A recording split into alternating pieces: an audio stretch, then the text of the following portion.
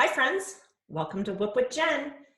Here we are, day 9 of the 2020 coronavirus pandemic, and we're all clustered at home.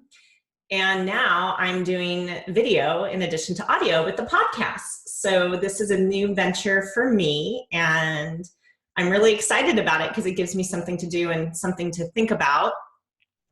But I actually, the content for today's podcast, I have been working on for like 4 to 5 weeks.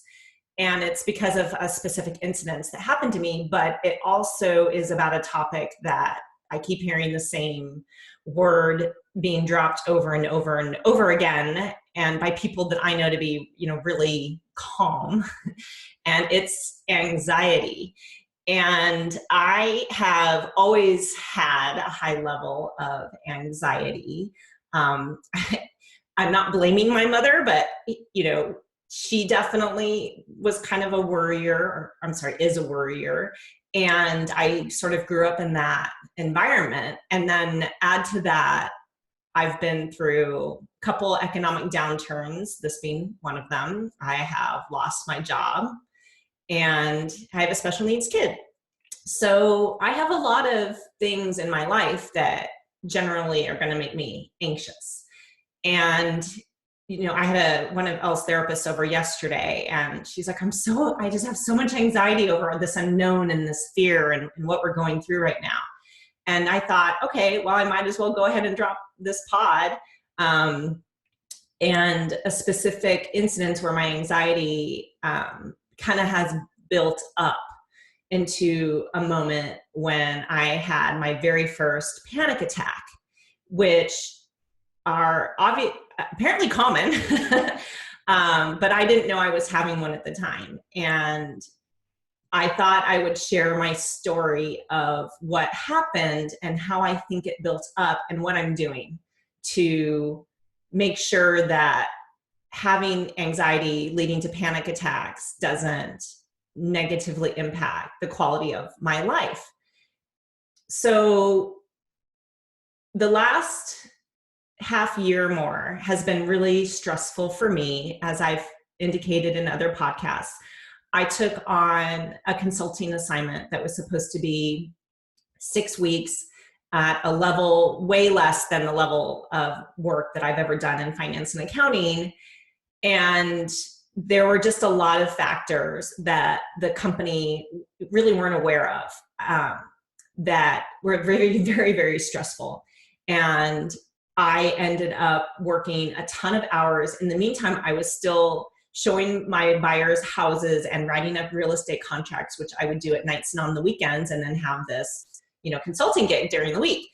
And I was very depleted. I would sit here for long, long days, and I wasn't exercising.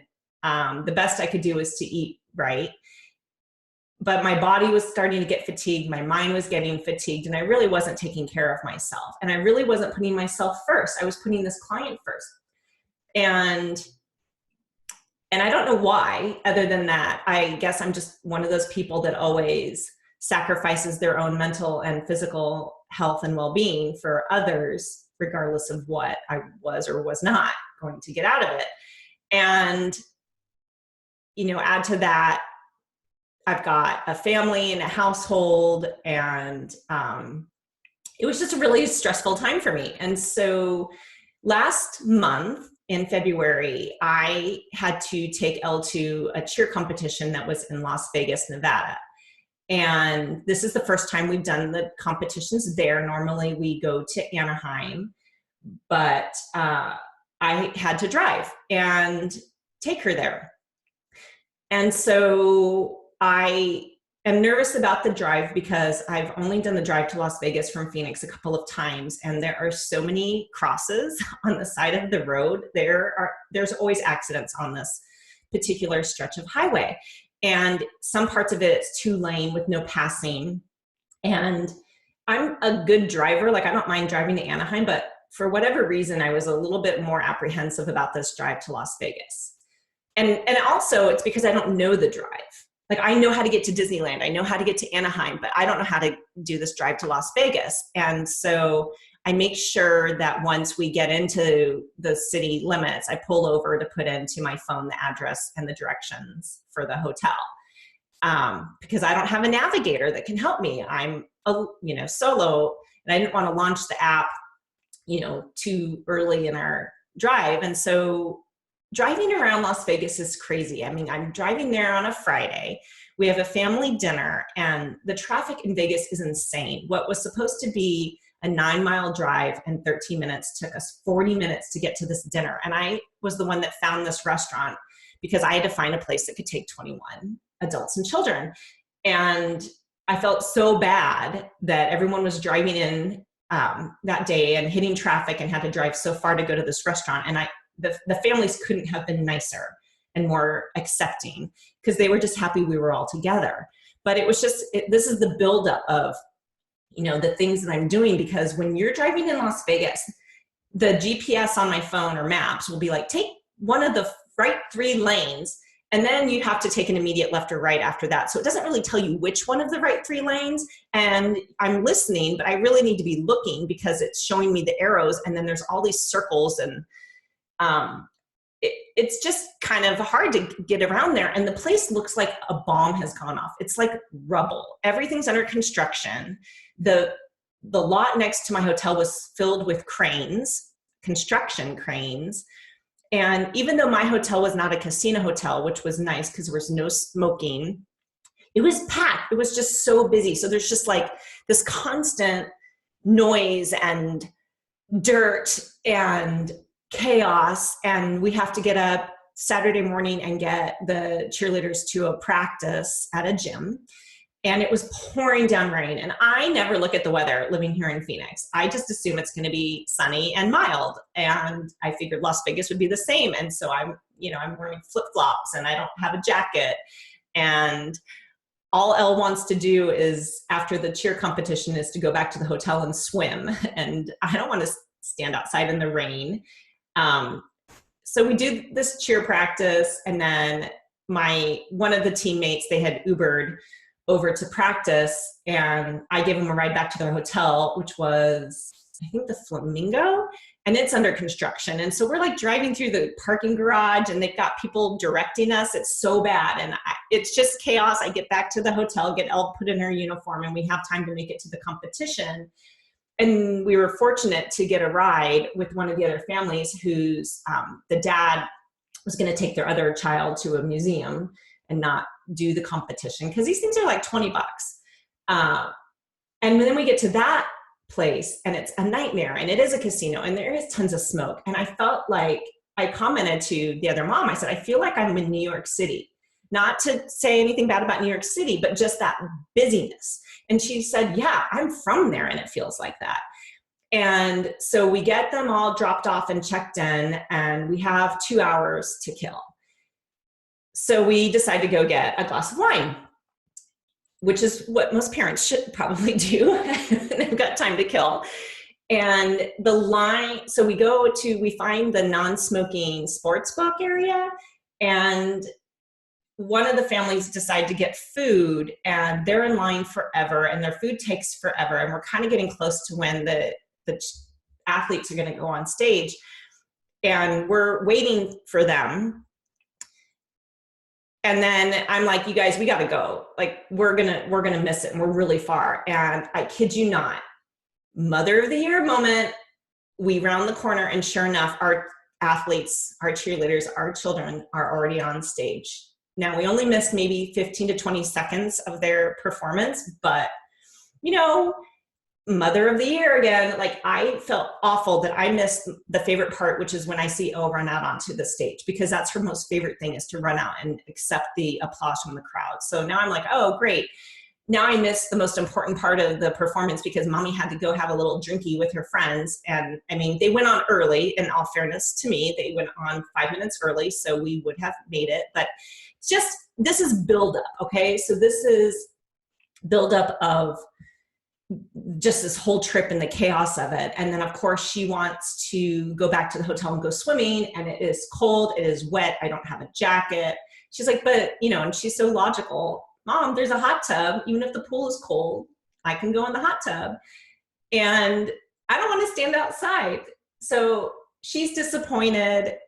And I'm like, let's just rest and watch some movies and, be fresh to drive back home on a Sunday.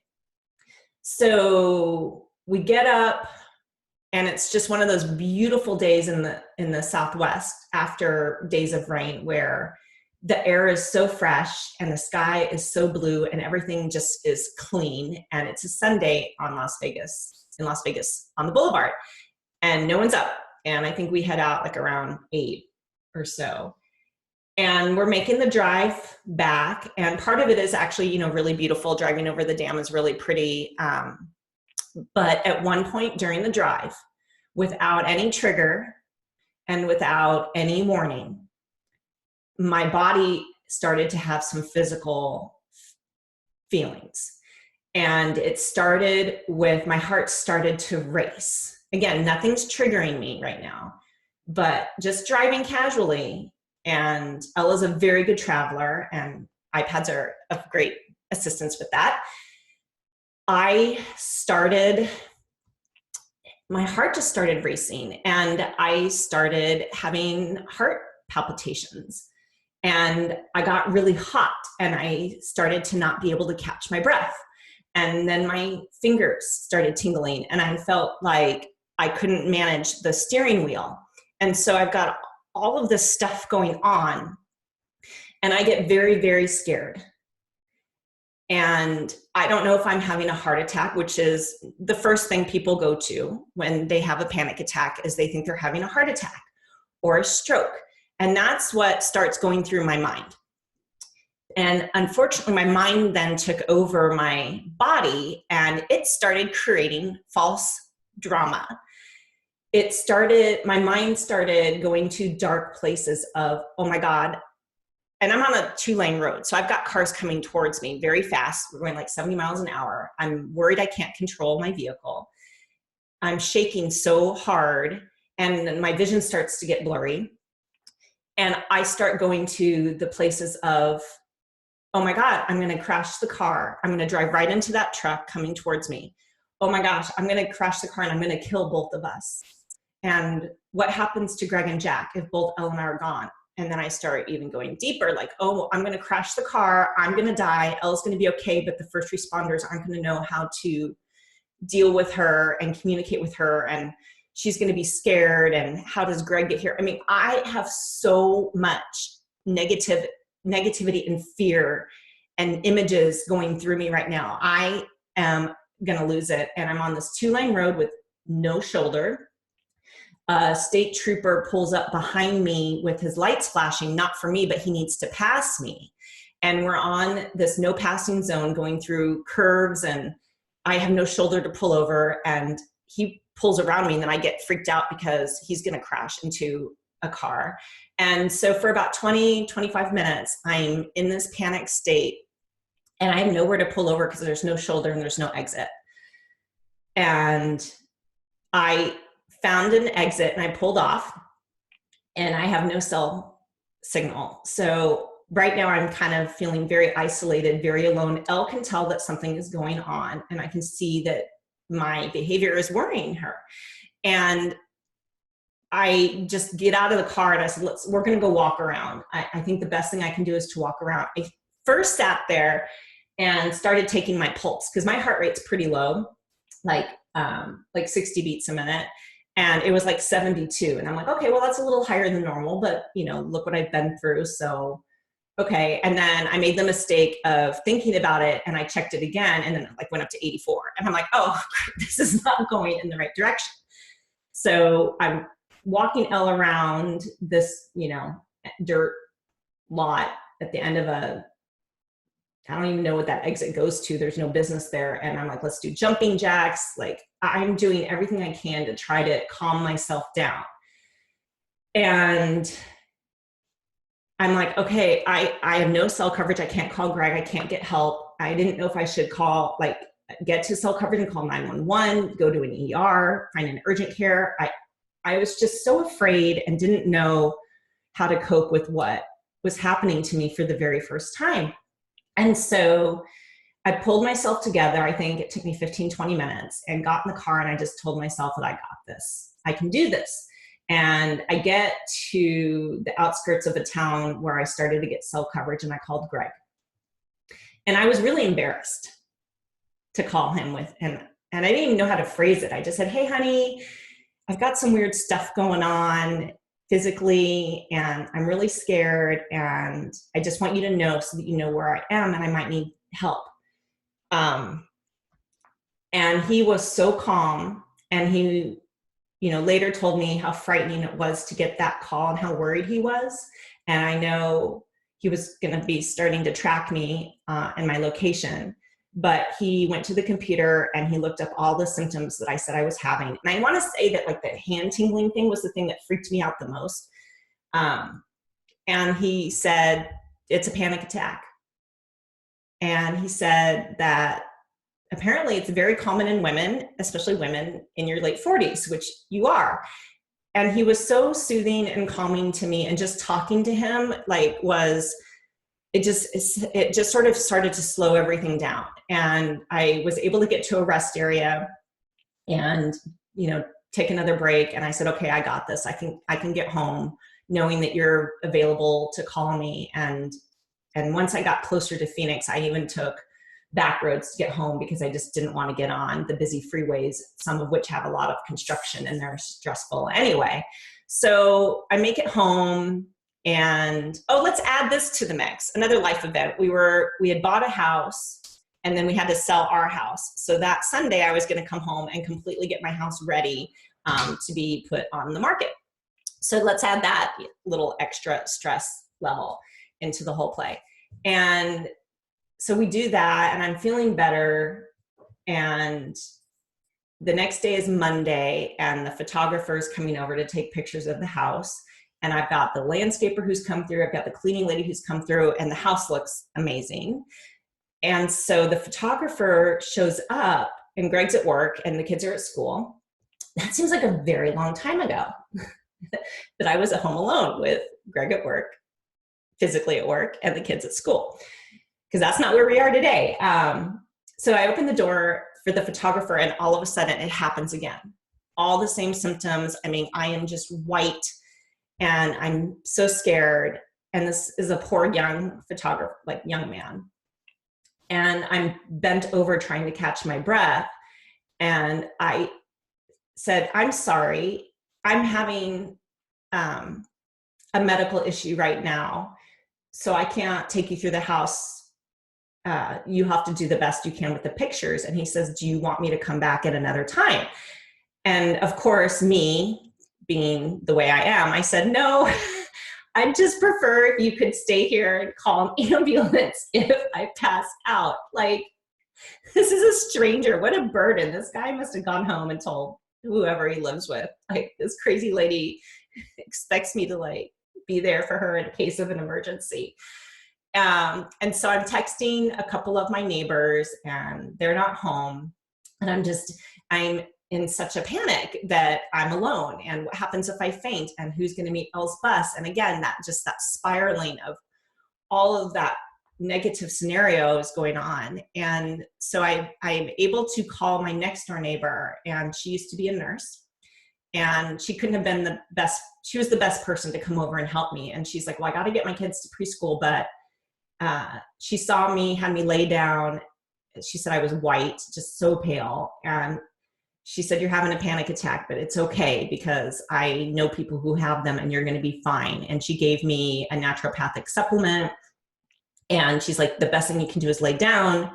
And I call Greg and I say, I really would feel better if you were home. Come home. And even as he was walking out of his office, one of his colleagues was asking him why he was coming home. And when he told him what I was going through, he said, yeah, my wife has those too.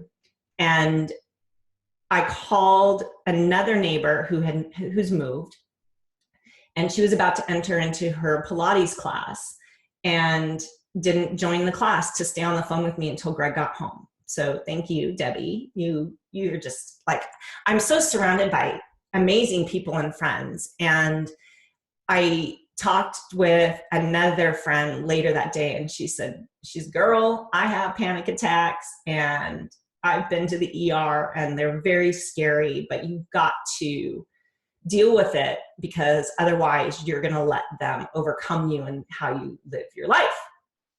Very sage advice. I did go to the doctor the next day and did a full checkup and EKG, and I'm fine. And it truly is anxiety and panic, but it's scary as hell.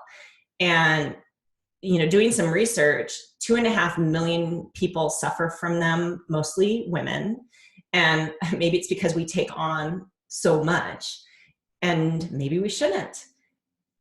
But it was a wake-up call that I really need to take care of myself and how to cope. And the thing that was happening after that is I went like 3 or 4 days later to go get my hair done. And that was the first time I had gotten in my car. And as soon as I got in the car, it started to happen again. And I sat down in the chair and I'm embarrassed. I have to tell the guy doing my hair, I said, I need a break because I'm having a panic attack. And now my panic attacks are associated with driving, and I can't not drive. I don't want to be incapacitated every time I get behind the steering wheel. Like I have to take care of this. And so my girlfriend suggested this book, Dare. And I know it's going to show up like backwards, but this is the book, Dare. And it's by Barry McDonough. Sorry if I butchered your name, Barry.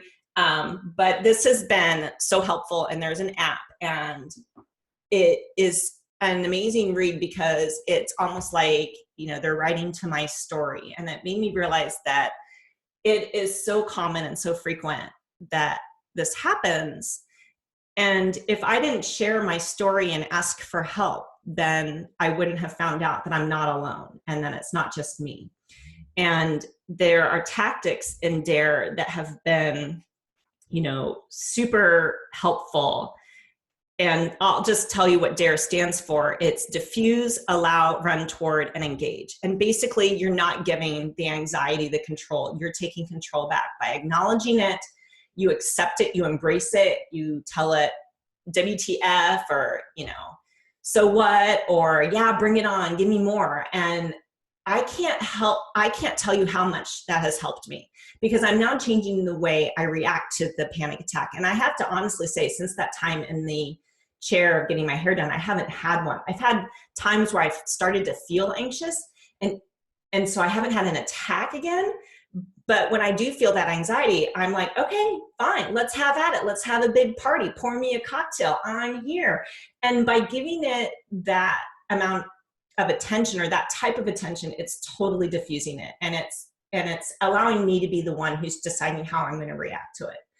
And so when I hear people are anxious and they're scared and they're fearful of the time that we're in with this coronavirus pandemic, and we don't know who's going to be affected, I think we just need to embrace it and acknowledge that if we didn't have anxiety and fear, then we aren't empathetic or sympathetic or caring or loving of the people who are close to us because we don't want them to have any harm befall them.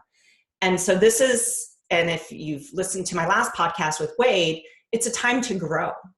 And the number one thing I've chosen to do during this time is to take care of myself, to go on walks with my dogs, to exercise more than I did, to get back on my yoga mat, trying new recipes with the food that's available to me because I can't just go and buy the same things that I used to.